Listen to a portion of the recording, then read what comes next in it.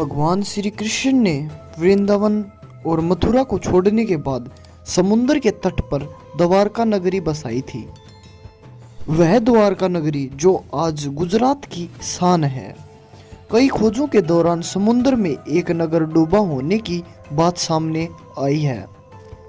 दरअसल समुद्र में समाई यह नगरी द्वापर युग में कान्हा द्वारा बसाई गई द्वारका नगरी है, जो कौरवों की माता गंधारी और ऋषियों द्वारा दिए गए श्राप के कारण तहस नहस हो गई थी। अब आपके मन में यह सवाल जरूर उठेगा कि भगवान के द्वारा बसाई गई नगरी को भला ऋषि क्या श्राप देने लगे। आइए जानते हैं हम आज इस पूरी घटना को कि किस वजह से यह नगरी समुद्र के अंदर पूरी समा गई। महाभारत के युद्ध में पांडवों की विजय हुई। श्री कृष्ण ने युधिष्ठिर को राजगद्दी पर बैठा दिया और उसके सारे नियम उसको समझाकर वह कौरवों की माता गंधारी से मिलने को पहुंच गए थे। वहां पहुंचने के बाद कौरवों की माता गंधारी फूट फूट कर रोने लगी और क्रोधित होकर उन्हें एक श्राप दे दिया कि जिस तरह से तूने मेरे इस कुल का नाश किया है, इसी तरह से तुम्हारे कुल का भी सर्वनाश हो जाएगा। भगवान श्री कृष्ण तो साक्षात ही भगवान थे। अगर वह चाहते तो इस श्राप से निकल सकते थे, लेकिन उन्होंने मानव रूप में लिए इस जन्म का मान रखा और गंधारी को प्रणाम कर कर वहां से चले गए। इसी तरह से एक बार श्री कृष्ण के पुत्र सांब और उसके मित्र हंसी ठिठोली करते हुए घूम रहे थे। उसी समय पर महर्षि विश्वामित्र और कण्व ऋषि ने द्वारका नगरी में प्रवेश किया। जब श्री कृष्ण के पुत्र अपने मित्रों के साथ घूम रहे थे, उनकी नज़र उन ऋषि और मुनियों पर पड़ी और वह उन ऋषि मुनियों का अपमान करने लगे। सांब के मित्रों ने सांब को एक महिला के वेश में तैयार किया और महर्षि विश्वामित्र तथा उन ऋषियों के पास भेज दिया।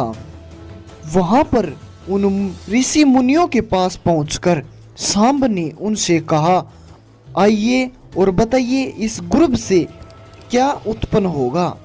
दोनों ऋषि इस अवस्था में उस बच्चे को देखकर बहुत ही क्रोधित हो गए और उन्होंने कहा कि इसके गर्भ से एक मुसल उत्पन्न होगा, जिससे तुम जैसे दुष्ट, असभ्य और क्रूर लोग अपने समस्त कुल का विनाश कर लेंगे।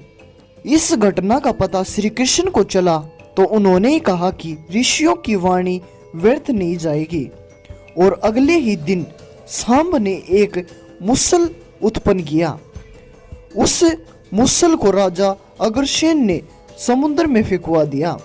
साथ ही श्री कृष्ण के नगर में घोषणा कर दी कि अब कोई भी नगरवासी अपने घर में मदिरा नहीं बनाएगा, क्योंकि श्री कृष्ण नहीं चाहते थे कि उनके कुल के लोग और संबंधी मदिरा के नशे में कोई भी अनुचित व्यवहार कर अपने परिवार सहित एक दूसरे का नाश कर बैठे, क्योंकि ऋषियों की वाणी तो सच होनी ही थी। धार्मिक पुस्तकों के आधार पर महाभारत युद्ध के 36वें वर्ष में द्वारका नगरी में बहुत अपशगुन होने लगे। श्री कृष्ण ने सभी यदुवंशी पुरुषों को तीर्थ यात्रा के लिए कहा। इस पर सभी लोग मान गए। सभी लोग द्वारका नगरी से तीर्थ के लिए निकल गए। शाम होते ही सभी एक जगह पर रुक गए और सोने के लिए चले गए, लेकिन किसी बात पर सभी आपस में भिड़ गए। यह बहसबाजी झगड़े में बदल गई और झगड़ा मारकाट में बदल गया।